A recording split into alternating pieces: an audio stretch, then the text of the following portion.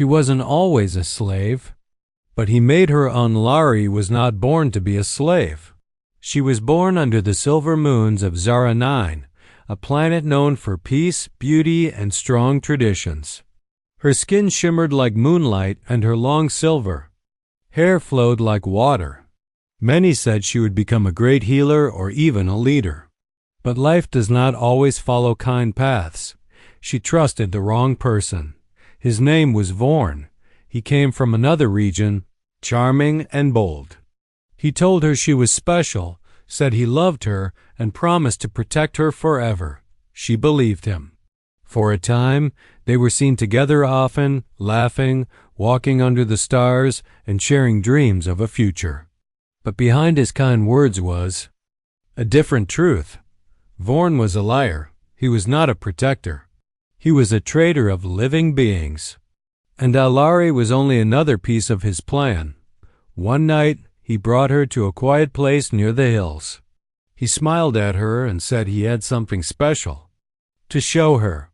But when they reached the spot, she saw strange lights, heavy chains, and rough alien men waiting.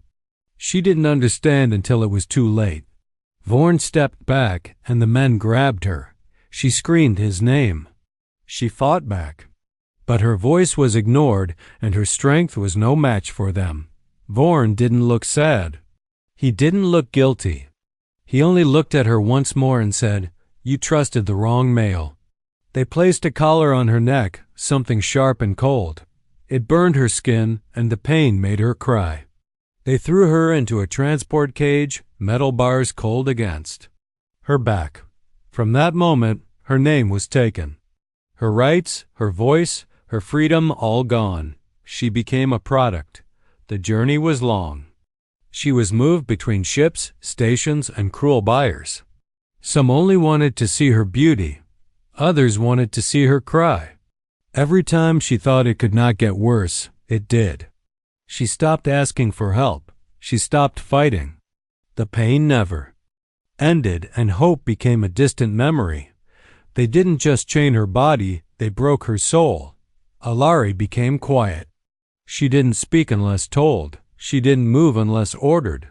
Her eyes no longer glowed like before. She learned that the world was cold and people were cruel. Her body healed many times, but her heart stayed wounded. But in the deepest part of her, something still lived, a tiny flame. It was not hope. It was not strength. It was something else. A small wish to be seen again, not as a thing.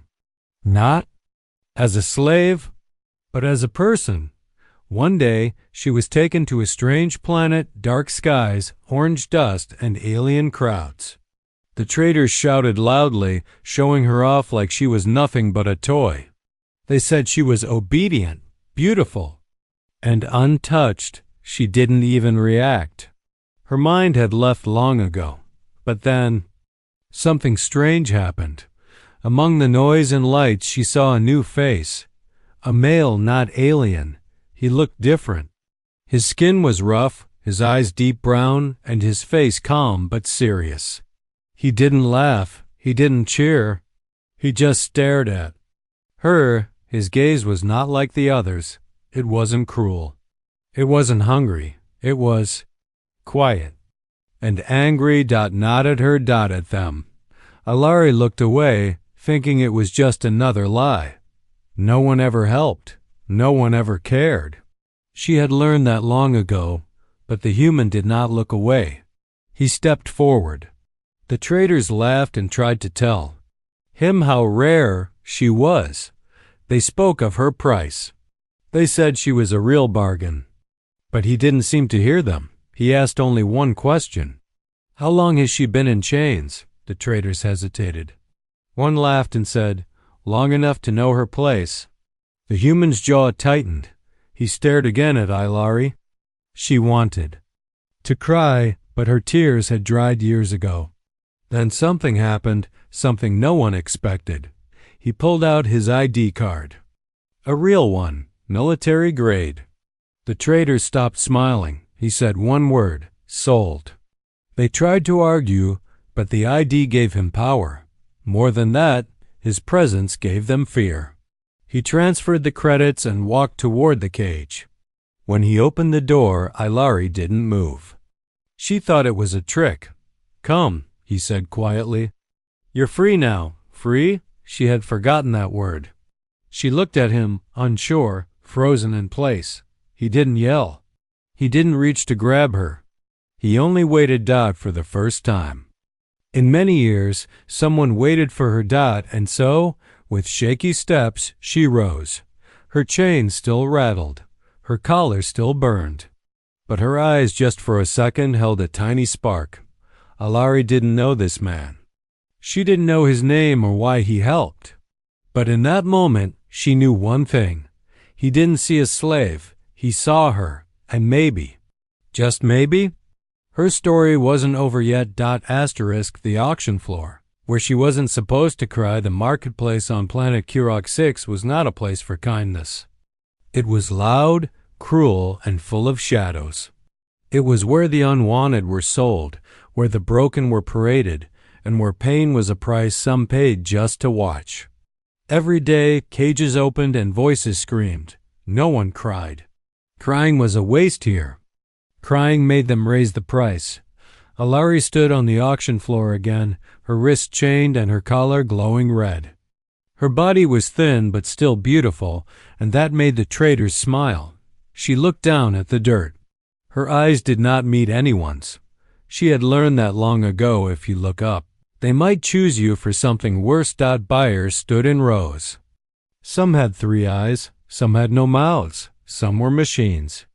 Most of them had one thing in common: they didn't care. The announcer, a fat alien with thick scales, shouted above the noise. "This one is rare. Half-human look, but fully alien. Body, loyal, quiet, no diseases, trained well. Bidding starts at 700 credits. Voices shouted, hands went up. Numbers climbed out, but Ilari heard none of it. Her mind floated far away into a space where she felt nothing. That was safer. That was how she survived. Then something changed. The crowd grew quiet, not all at once, but slowly, like a wave moving backward. Someone was walking through them, and the air seemed to shift. Heavy boots echoed on the metal floor. It was the human. He wasn't wearing a rich man's coat. He wasn't wearing armor. He wore a simple jacket, dusty boots, and carried only a worn badge at his side. But his eyes were sharp, focused, angry. He didn't look at the others. He walked straight toward Ilari, past the guards, past the other cages. He stopped in front of her platform and looked at her like no one had ever done. He looked like he saw her. The announcer laughed nervously. "Ah, yes, sir. Good choice. She is one of our best. Quiet, obedient, very clean. Shut up." The human said. The alien's mouth froze. The crowd whispered. The human reached into his coat and pulled out a military ID. It glowed with Earth Command authority. "High level, real, powerful. I'm buying her," he said. "Right now." The announcer hesitated. But the bidding," I said. "Now." Silence. One of the guards stepped forward but stopped when he saw the badge. Another tried to protest, but the human stare made him step back. Ilari was still frozen. She had seen many things in her years of captivity, but never this. Never someone who broke the rules. For her, the trade was fast. The credits transferred. The guards opened the cage. The human walked up the steps and stood in front of her. He looked at her chains, then her collar, then her face. Her lips were cracked. Her hair was tangled. Her skin was bruised. But her eyes were the same deep silver they had always been. Hidden, but still there. "I won't hurt you," he said. She didn't believe him. No one ever said those words and meant them. Slowly reached toward her collar. "May I?" he asked. She didn't speak. Couldn't, but she gave the smallest nod. With a click.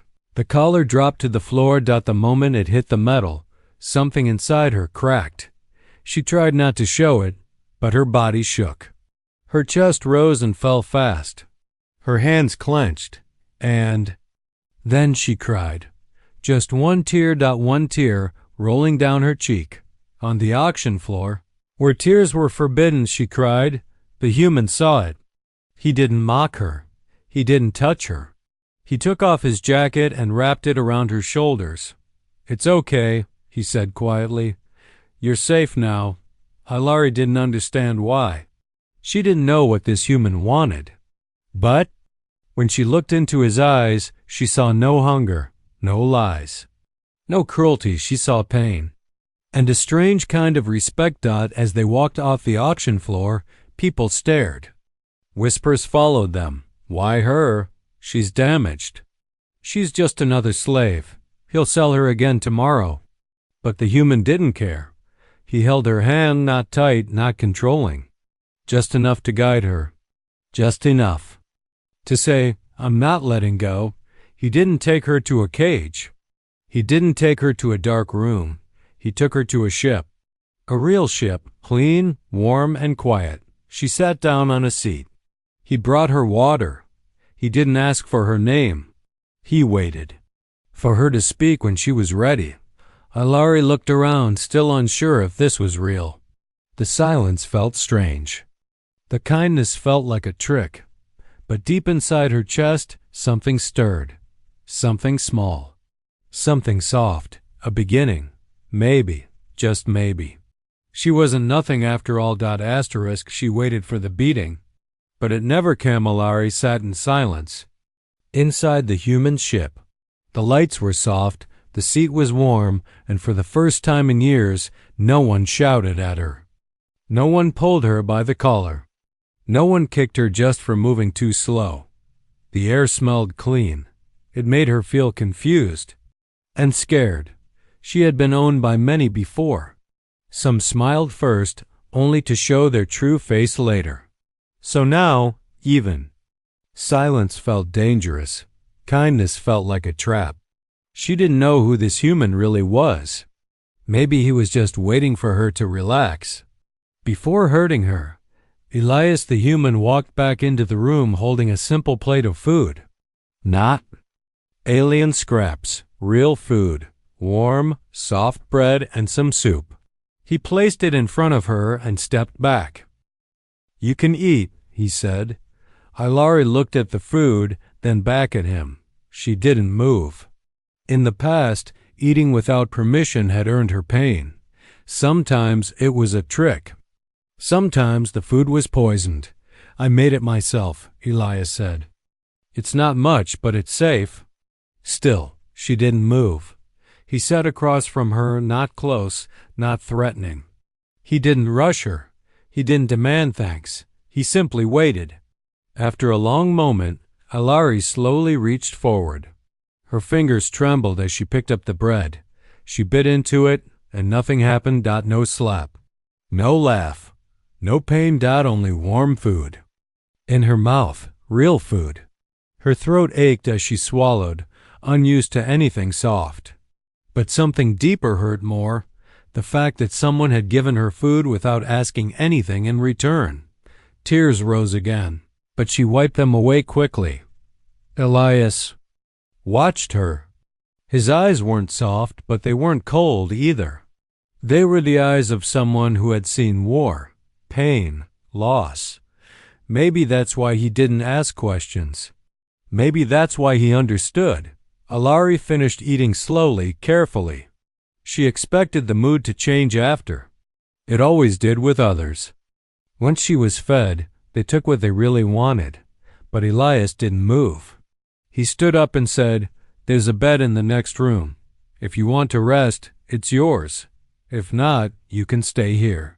No one will touch you. She watched him walk away. She stared at the doorway for a long time, waiting, expecting him to come back with chains, with orders, with something cruel. But he never returned. The door didn't lock behind her. The lights didn't go dark. The ship hummed softly. That was all. She stayed sitting for hours. Then, finally, her body gave up. She was too tired to stay awake.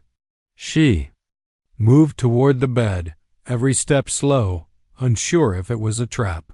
But when she touched the bed, it was real, soft, clean, hers. She laid down carefully and stared at the ceiling. And then sleep came, a deep sleep. Not the kind that comes from weakness, but the kind that comes when the pain finally pauses. When she woke up, she didn't know how much time had passed. Elias was still on the ship, sitting at a console. When she entered the room, he looked up. "Sleep, okay?" He asked. She gave the smallest nod. He nodded back and didn't ask more. He didn't push her. He didn't touch her. After some silence, she finally asked something. "Why?" He turned to her. "Why what?" "Why did you buy me?" He thought for a moment, then said, "Because no one else was going to help you. And because I was tired of watching good people suffer." She stared at him. "I'm not good. I'm broken." He looked at her with a steady gaze. "You're alive. That's enough. For now." Those words hit her harder than any blow ever had. Not because they hurt, but because they didn't. She didn't speak for a long time after that. But something inside her started to shift. For so long, she had been waiting for the pain to come. She had built walls inside her heart, strong, cold walls. But this man, he didn't try to break them. He just stood outside, quietly waiting. And for the first time, she wondered, what if he wasn't like the others? What if she didn't have to live in fear? What if this ship, this strange human, was the start of something new? She didn't know the answer yet, but she wanted to find out. Her past hunter again. Alari was learning to breathe again, not just with her lungs, but with her soul. Each day aboard the ship felt strange, but peaceful. Elias never touched her without asking. He never raised his voice. He showed her the stars from the front window, let her sit in silence, and taught her small things: how to use the screen, how to make tea, how to adjust the gravity bed. For the first time in years, Hilary felt the weight of chains missing from her body. But deep inside, she knew something dangerous. Peace never lasts. One morning, while Elias was outside trading supplies, Hilary found a signal blinking on the ship's comms panel. She didn't understand it at first, so she called him back quickly. Elias entered, looked at the signal, and his face changed. Not fear, not surprise, but something colder, something focused. "What is it?" she asked quietly. He looked at her. "It's a bounty notice." She froze. He continued, "Your name is on it, so is mine." Hilary's breath caught in her throat. She stepped back.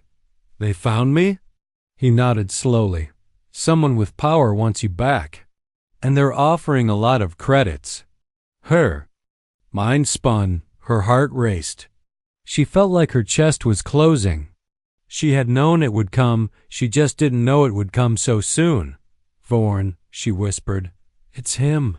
He wants to punish me for escaping. He doesn't like to lose." Elias sat down and stared at the screen. "This bounty, it's not local. It's system-wide. He's trying to scare people into bringing you back." Hilary felt weak. "You should let me go. You don't have to protect me. If you keep me, they'll come after you too." But Elias didn't even blink. "I'm not letting them take you." She shook her head. "You don't understand what he'll do. He has soldiers, ships, weapons. I've seen worse," he said. She stared at him. "Why are you risking your life for me?" He looked straight into her eyes. "Because I was a soldier once. I've seen people left behind. I've seen innocent lives crushed. And I promised myself, if I ever had the chance to stop it, I would." Hilary wanted to believe him, but fear clawed at her stomach. She had heard promises before. She had believed before.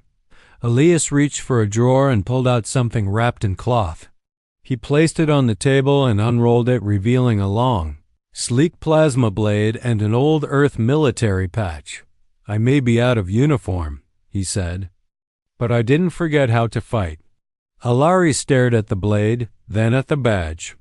It was worn from time, but the symbol still showed clearly Earth Defense Forces, 7th Human Fleet. She looked at him with wide eyes. "You're a war hero?" he shrugged. "No, just a man who's seen enough." Later that night, Elias secured the ship and set a course for a quiet moon where he could disable the bounty signal. Alari tried to sleep, but her dreams were filled. With old fears, she saw Vorn's face. She felt chains on her neck. She heard the screams of other girls sold like her. She woke up shaking. Elias was already at the console, scanning for nearby threats. When she walked over, he looked up. "Bad dream?" he asked gently. She nodded. He stood and walked over, keeping a respectful distance. "They're not getting you. Not while I'm alive." His words didn't feel like a promise. They felt like a fact, but fear still whispered in her ear. "What if they kill you?" she asked, almost in a whisper. Elias gave a tired smile. "Then you'll run, and you'll live. That's all I care about." Her eyes filled with tears. Not because she was weak, but because, for the first time, someone cared more about her life than their own. She reached out and touched his hand, just for a second. That was all. But it said enough. Elias squeezed her fingers once, then let go. No pressure. No control. Just comfort. In the darkness of the stars, a silent war had begun, and Alari knew something now. Her past was coming, but this time she wasn't alone. Asterisk fire in the night. They came for her. The night was quiet. Too quiet. Alari stood by the window of the small ship, watching the stars move slowly across the sky. The moon below was cold and empty, just a hiding place Elias had chosen to repair the ship's systems and shut down the bounty trackers. But Alari couldn't sleep. Not tonight. Her heart was heavy, and the silence felt sharp. Elias was running checks in the engine room. Calm as always. He had placed extra sensors around the ship, hidden traps in the trees nearby, and told her not to worry. But Alari had learned something. When the past comes for you, it does not knock. It crashes. And that's what happened. Without warning, the alarm screamed. Red lights blinked across the ship. Alari froze. Elias's voice came through the speaker, sharp and clear. "Get to the back room, now." She ran. Outside, the sky turned orange. Ships descended fast, small, black, and deadly. Bounty hunters, mercenaries, paid by Vorn, paid to bring her back.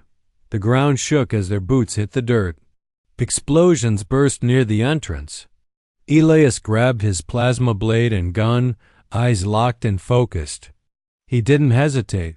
Alari watched him from the shadows, heart racing. She wanted to scream, but no sound came. Her hand shook as she crawled to the hiding spot he had shown her days ago. "Only use this if everything fails," he had said. Now everything was failing. The first hunter entered. Elias moved like lightning. One strike of his blade and the alien dropped. Another stepped in, shooting. Elias rolled, fired once, and hit the target in the chest. But there were more. 5, 10, maybe more behind them. "Where is she?" one of them shouted. "Hand her over, and we'll let you live." Elias didn't answer. He only fought harder. Alari watched from a crack in the wall. Her whole body screamed for her to hide, to stay still, to do what she always did, wait and hope someone would save her. But not this time. Elias was bleeding. His shoulder was hit, his side cut. Yet he kept going, kept standing, kept protecting. And suddenly, she moved. She grabbed a metal rod lying nearby. Her legs trembled, but she stepped into the hallway. One of the hunters was behind Elias, raising a weapon. Without thinking, Alari slammed the rod into the back of his head. He dropped. Elias turned, surprised. But he only nodded once. The fight wasn't over. Another hunter grabbed her arm. She screamed and fought, kicking and swinging the rod again.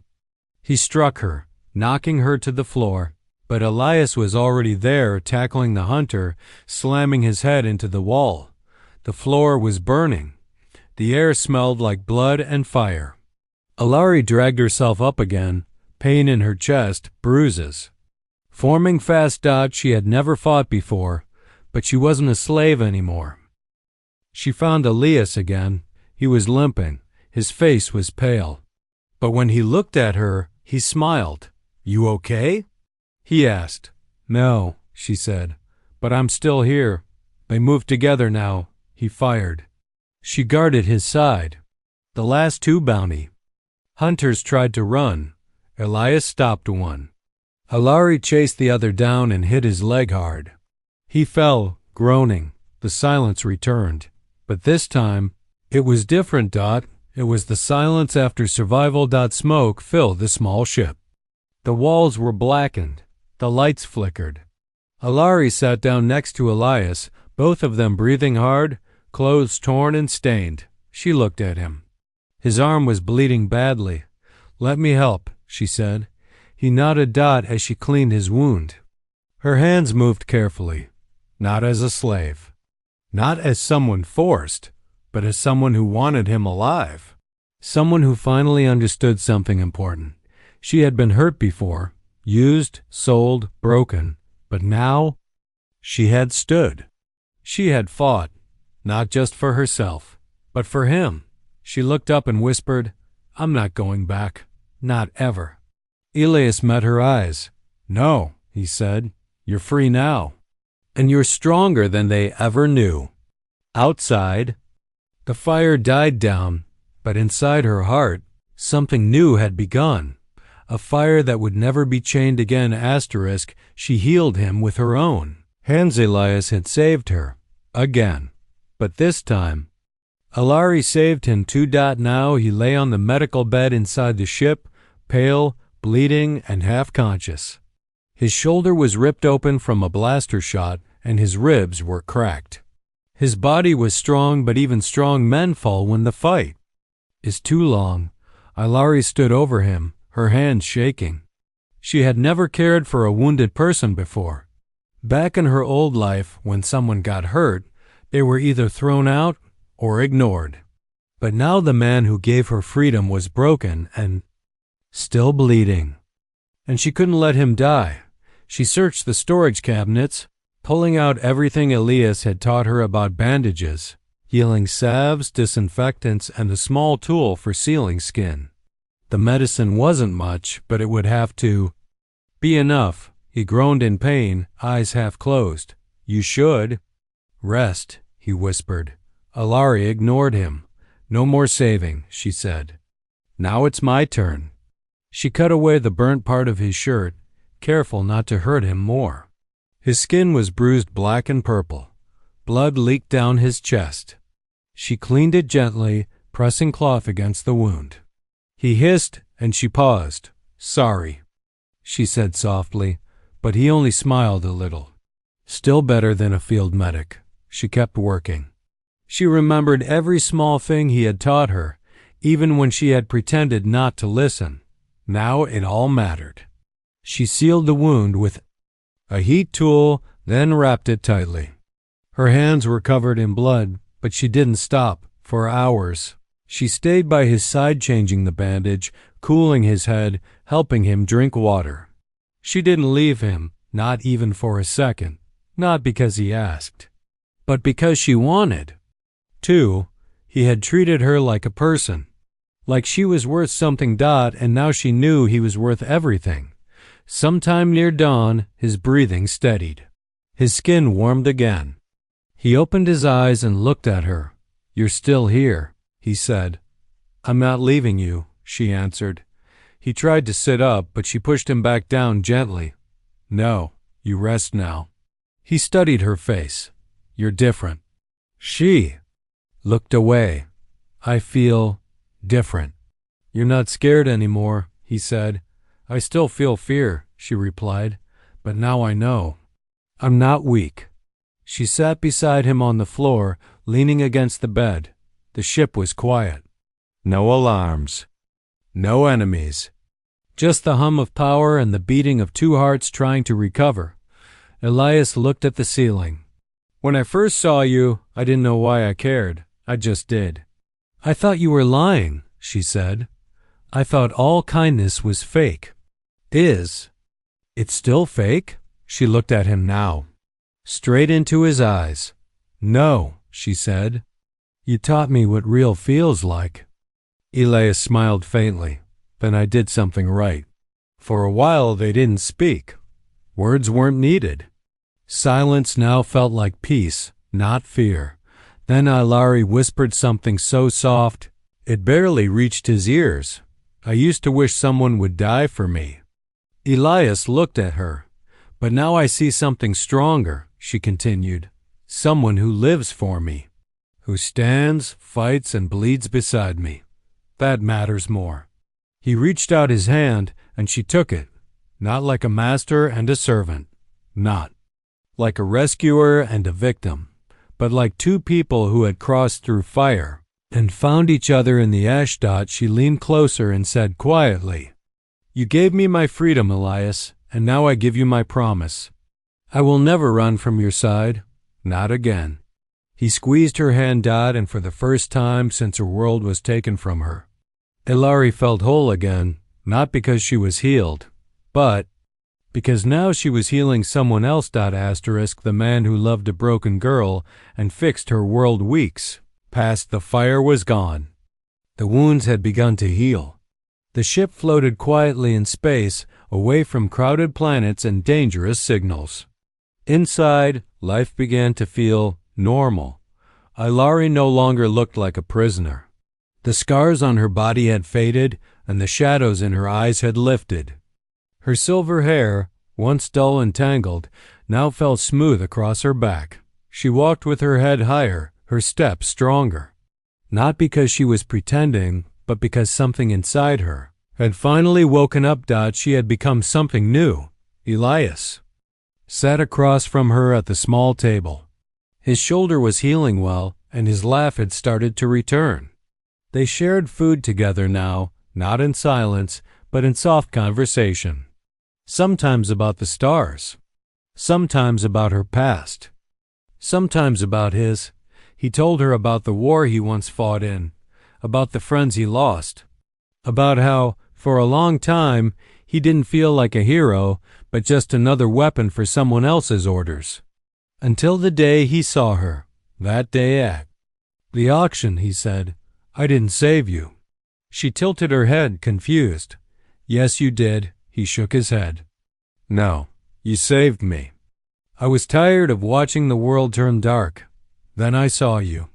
And suddenly I had something worth protecting again.